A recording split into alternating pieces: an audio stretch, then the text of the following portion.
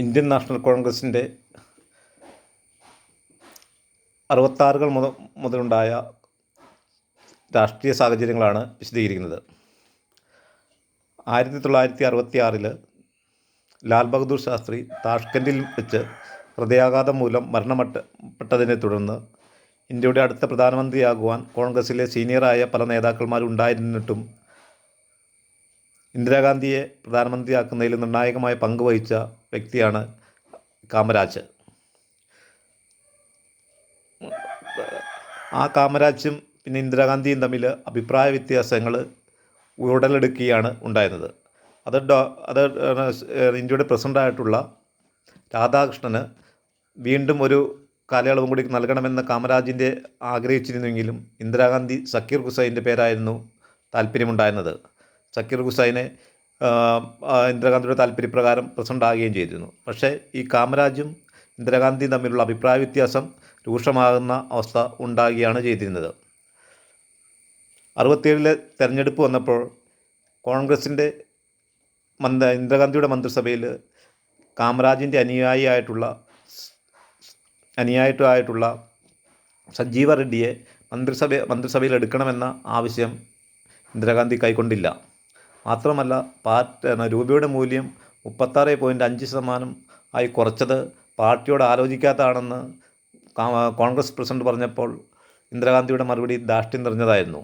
Party തമ്പ്രാക്കന്മാരോട് ആലോചിച്ചല്ല ഭരണകാര്യങ്ങൾ തീരുമാനിക്കുന്നതെന്നുള്ള മറുപടിയാണ് ഉണ്ടായത്. അതുകൊണ്ട് കാമരാജിനെ പാർട്ടി സ്ഥാനങ്ങളിൽ നിന്നും മാറ്റണമെന്നുള്ള ആഗ്രഹമായിരുന്നു ഇന്ദിരാഗാന്ധിക്ക് ഉണ്ടായിരുന്നത്. പക്ഷേ ഇന്ദിരാഗാന്ധിയുടെ ഒരു നോമിനി ഇന്ത്യൻ നാഷണൽ കോൺഗ്രസ് പ്രസിഡന്റാകാൻ പറ്റുകയില്ല എന്നുള്ള കാര്യം സീനിയർ നേതാക്കന്മാരും മുൻകൂട്ടി തന്നെ തീരുമാനിച്ചിട്ടുണ്ടായിരുന്നു. അതുകൊണ്ട് ഇന്ദിരാഗാന്ധി നിർദ്ദേശിച്ച ഗുൻസാരിലാലിനെയൊന്നും പ്രസിഡൻ്റാക്കാതെ ഇരിക്കുകയാണ് ചെയ്തിരുന്നത്.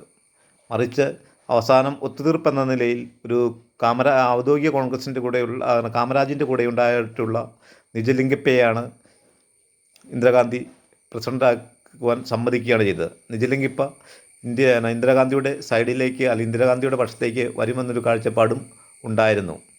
ഈ സമയത്തായിരുന്നു അത് കഴിഞ്ഞതിന് ശേഷം അതിന് കഴിഞ്ഞതിന് ശേഷം 69 സക്കീർ ഹുസൈൻ്റെ ഹൃദയാഘാതത്തെ തുടർന്ന് ഇന്ത്യയിലെ പ്രസിഡന്റ് സ്ഥാനം ഒഴിവുവരികയാണ് ചെയ്തത്.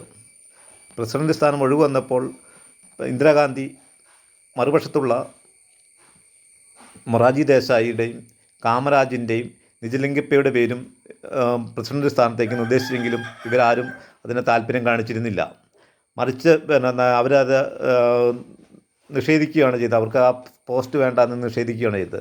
പിന്നെ ഇന്ദിരാഗാന്ധിക്ക് താല്പര്യമുണ്ടായിരുന്നത് VV ഗിരിയും ജഗജീവൻ റാമും അതുപോലെ തന്നെ സ്വരൺ സിംഗുമായിരുന്നു. പാർലമെൻ്ററി ബോർഡ് കൂടിയപ്പോൾ ഇന്ദിരാഗാന്ധി ജഗജീവൻ റാമിൻ്റെ പേര് അടുത്ത് ഇന്ത്യയുടെ പ്രസിഡന്റ് പേരിലേക്ക് നാമനിർദ്ദേശം ചെയ്യുകയാണ് ചെയ്തത്. ഗുൻസാരിലാൽ നന്ദ പിന്താങ്ങുകയും ചെയ്തിരുന്നു. പക്ഷേ 10 വർഷമായിട്ട് ആദായ നികുതി അടയ്ക്കാത്ത ജഗജീവൻ റാം ഇന്ത്യയുടെ പ്രസിഡന്റ് ആകുന്നത് ശരിയല്ല എന്നുള്ളൊരു വാദം മൊറാർജി ദേശായി ഉന്നയിക്കുകയാണ് ചെയ്തത്. അതിനെ തുടർന്ന് കാമരാജ് പക്ഷത്തുള്ളവർ നീലം സഞ്ജീവ റെഡ്ഡിയുടെ പേര് ഇന്ത്യൻ പ്രസിഡന്റ് സ്ഥാനത്തേക്ക് കോൺഗ്രസിൻ്റെ ഔദ്യോഗിക സ്ഥാനാർത്ഥിയായിട്ട് നീലം സഞ്ജീവ റെഡ്ഡിയുടെ പേര് നിർദ്ദേശിക്കുകയാണ് ചെയ്തത്. അപ്പോൾ ആ സമയത്ത് താൽക്കാലിക പ്രസിഡൻ്റായിട്ടുണ്ടായിരുന്ന VV ഗിരിക്ക് ഇന്ത്യയുടെ പ്രസിഡന്റ് ആകണമെന്ന് മുഖം പ്രകടിപ്പിക്കുകയും ചെയ്തു. VV ഗിരി ഇന്ത്യൻ പ്രസിഡന്റ് സ്ഥാനത്തേക്ക് മത്സരിക്കുകയും ചെയ്തിരുന്നു. അങ്ങനെ 2 സ്ഥാനാർത്ഥികളാണുള്ളത്. ഒന്ന് ഔദ്യോഗിക കോൺഗ്രസിൻ്റെ സ്ഥാനാർത്ഥിയായിട്ട് സഞ്ജീവ റെഡ്ഡിയും മറ്റൊന്ന് VV ഗിരിയുമായിരുന്നു ഉണ്ടായിരുന്നത്. ഇന്ദിരാഗാന്ധി MP-മാരോടും MLA-മാരോടും തങ്ങളുടെ മനസാക്ഷിക്കനുസരിച്ച് വോട്ട് ചെയ്യാൻ അഭ്യർത്ഥിക്കുകയാണ് ചെയ്തത്. അതിനെ തുടർന്ന് കോൺഗ്രസിൻ്റെ ഔദ്യോഗിക സ്ഥാനാർത്ഥി പരാജയപ്പെടുകയും VV ഗിരി ഇന്ത്യയുടെ പ്രസിഡൻ്റാകുകയുമാണ് ചെയ്തിരുന്നത്. തുടർന്ന് കോൺഗ്രസിൻ്റെ 130 MP-മാർ നിജലിംഗപ്പയോട് ആവശ്യപ്പെട്ടു ഇവർക്കെതിരെ നടപടി സ്വീകരിക്കണമെന്ന് ആവശ്യപ്പെടുകയാണ് ചെയ്തത്. ഇന്ദിരാഗാന്ധിക്കെതിരെ നടപടി സ്വീകരിക്കണമെന്ന് ആവശ്യപ്പെട്ടുകൊണ്ട് ഇന്ദിരാഗാന്ധിക്കും ജഗജീവൻ റാമിനും ഫക്രുദ്ദീൻ അലി അഹമ്മദിനും നോട്ടീസ് അയക്കുകയാണ് ചെയ്തത്. പക്ഷേ ഇന്ദിരാഗാന്ധിയുടെ അവർ മറുപടി നൽകി, ഞങ്ങൾക്കെതിരെ നടപടി എടുത്തു കഴിഞ്ഞാൽ പാർട്ടി 2 പോകുമെന്നും അതിന് ഉത്തരവാദികൾ നേതാക്കളാണെന്നും അവർ പറഞ്ഞു. മാത്രമല്ല കോൺഗ്രസ് പാർട്ടി ചിലപ്പോൾ പിരിച്ചുവിടുകയും പ്രധാന ലോകസഭ പിരിച്ചുവിടാനുള്ള സാധ്യതയും അവർ മുൻകൂട്ടി കണ്ടിരുന്നു. അതുകൊണ്ട് ഒരു ഒത്തുതീർപ്പ് എന്ന നിലയിൽ ഈ ഈ പ്രസിഡൻഷ്യൽ തെരഞ്ഞെടുപ്പിൽ വി ഗിരിയെ പ്രസിഡന്റ് സ്ഥാനാർത്ഥിയാക്കി തിരഞ്ഞെടുക്കപ്പെട്ടതിൻ്റെ പേരിൽ ഒരു നടപടിയും എടുക്കേണ്ടെന്ന് ഇന്ത്യൻ നാഷണൽ കോൺഗ്രസ് തീരുമാനിക്കുകയാണ് ചെയ്തത്. പിന്നീട്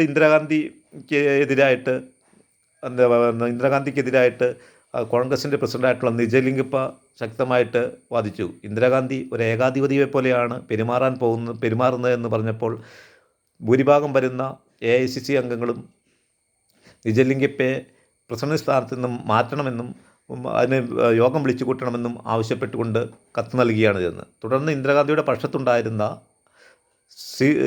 സി സുബ്രഹ്മണ്യത്തിനെയും ഫക്രുദ്ദീൻ അഹമ്മദിനെയും പാർട്ടിയിൽ നിന്ന് പുറത്താക്കുകയും ചെയ്യും. ഇതിന് മറുപടി എന്ന നിലയിൽ ഇവർക്ക് നിജലിംഗപ്പയോട് താല്പര്യമുള്ള കോൺഗ്രസ് മന്ത്രിമാരെ ഇന്ദിരാഗാന്ധിയും പുറത്താക്കുകയാണ് ചെയ്തിരുന്നത്. അതിനെ തുടർന്ന് 1969 നവംബർ 1-2 തീയതികളിൽ കോൺഗ്രസിൻ്റെ വർക്കിംഗ് കമ്മിറ്റി വിളിച്ചുകൂട്ടിയതിൽ 21 പേരിൽ 11 പേരും ഈ നിജലിംഗപ്പയുടെ കൂടെ നിൽക്കുന്നവരും 10 പേര് ബഹിഷ്കരിച്ച് നിൽക്കുകയാണ് ചെയ്തത്. നവംബർ 12-ാം തീയതി ഇന്ദിരാഗാന്ധിയെ കോൺഗ്രസിൽ നിന്നും പുറത്താക്കുകയാണ് ചെയ്തിരുന്നത്. ഇന്ദിരാഗാന്ധിയെ കോൺഗ്രസ് പാർട്ടിയിൽ നിന്നും പുറത്താക്കുകയാണ് ചെയ്തത്. ഇന്ദിരാഗാന്ധിയുടെ പക്ഷം അപ്പുറത്ത് 10 പേര് വർക്കിംഗ് കമ്മിറ്റി കൂട്ടിക്കുകയും പിന്നെ AICC സമ്മേളനം വിളിച്ചുകൂട്ടി ഇവരുടെ പുറത്താക്കലിനെ പിൻവലിക്കുകയും പുതിയ പ്രസിഡൻ്റായിട്ട് സി സുബ്രഹ്മണ്യത്തിനെയും